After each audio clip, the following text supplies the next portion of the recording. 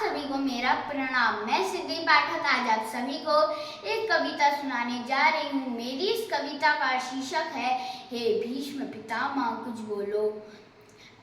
यह कविता महाभारत काल से जुड़ी है, जब पांडव द्रौपदी को द्रुत क्रीड़ा में दांव पर लगा देते हैं और दुशासन द्रौपदी के केश पकड़कर उसको भरी सभा में लाता है और उसका चीरहरण करने की कोशिश करता है। तब द्रौपदी अपनी करुण पुकार से भगवान श्री कृष्ण जी को पुकारती है। आइए इस कविता को प्रारंभ करते हैं। हे भीष्म पितामह कुछ बोलो, कुलवधु है तुम्हें पुकार रही। हे भीष्म पितामह कुछ बोलो, कुलवधु है तुम्हें पुकार रही। दुर्योधन जो व्यवहार किया, क्या तुम सबको ये लगा सही? मेरा केश पकड़कर लाया है करता दुशासन दुर्व्यवहार। आर्याओं की सभी माताओं ने क्या नहीं दिया कोई संस्कार?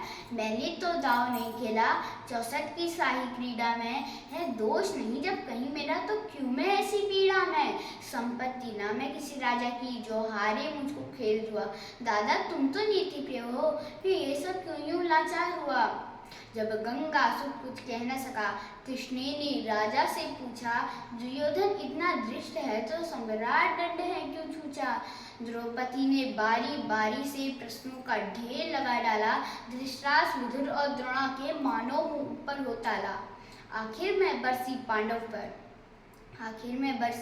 पांडव पर किस मुद्दे पे हो मेरे पिया? कुछ कहो भतारो, क्या सूझा मुझको बाजी में लगा दिया? मछली की आंख बेता था वो करके ब्याह के लाए हो।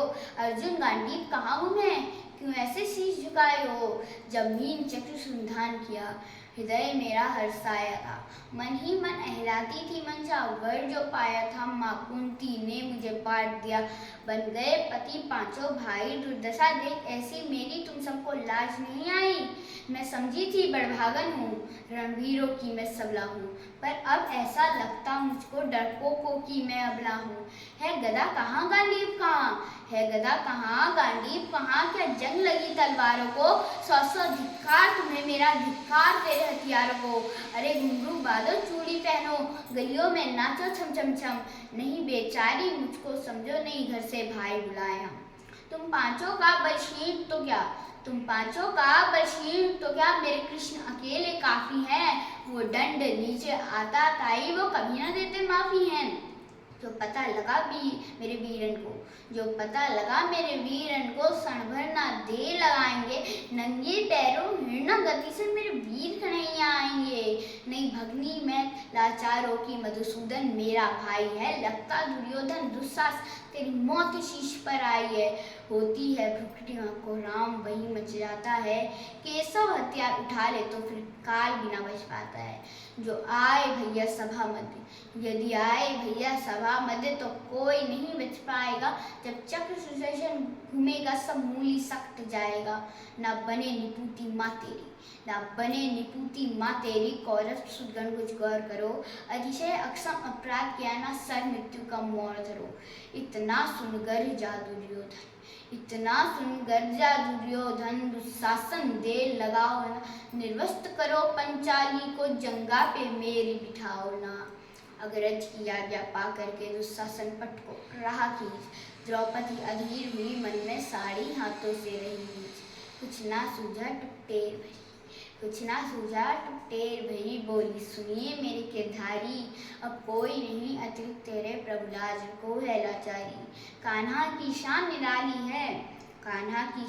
निराली है, वो दौड़े दौड़े आते हैं। जब कोई आर्त पुकार करे, निर्बल का बल बन जाते हैं। है चक्र सुदर्शन चला दिया जब गज ने टेर लगाई थी। एक सैन्य नाई की खातिर बस अपनी ठुकरी बिसराई थी। मुट्ठी भर तंदुल के बदले 2 लोग सुदामा पाया था। एक बार पुरंदर के कान उंगली पे अचल उठाया था। अब की द्रौपदी की बारी थी, रो रो कर कृष्ण पुकारी थी। हो गए रास्ते बंद सभी, अब अंतिम राह मुरारी थी। हुए कृष्ण कृपालु कृष्णा पर, माधव सुन करुण पुकार सुनी। जहाँ देखो साड़ी ही साड़ी, धरती अंबर तक चीर बुनी। अनवरत खींचता रहा चीर पर छोड़, दूसरा पा न सका। हो गया चूर थक्कर लेकिन साड़ी की धार न लगा सका। था बहुत अचंभित दुशासन, था बहुत अचंभित दुशासन। ये नारी है, ये साड़ी है, द्रौपदी में हार मान कि सारी नारी साड़ी है। मूर्छित होकर गिरा दुशासन, मूर्छित होकर गिरा दुशासन। निर्वस्त्र द्रौपदी कर न सका, 10 सहस्त्र हस्ती का बलशाली शर्मिंदा था बस मर न सका। कभी याज्ञसेनी ने नटवर को साड़ी का टुकड़ा बांधा था, कभी याज्ञसेनी ने नटवर को साड़ी का टुकड़ा बांधा था, बदले में आज मुरारी ने साड़ी में साड़ी बांधा था। श्री कृष्ण भाव के भूखे हैं, श्री कृष्ण भाव के भूखे हैं, भक्तों की श्रद्धा प्यारी है। ऋण चुकता करते व्यास सहित माधव की लीला न्यारी है, ऋण चुकता करते व्यास सहित माधव की लीला न्यारी है। धन्यवाद।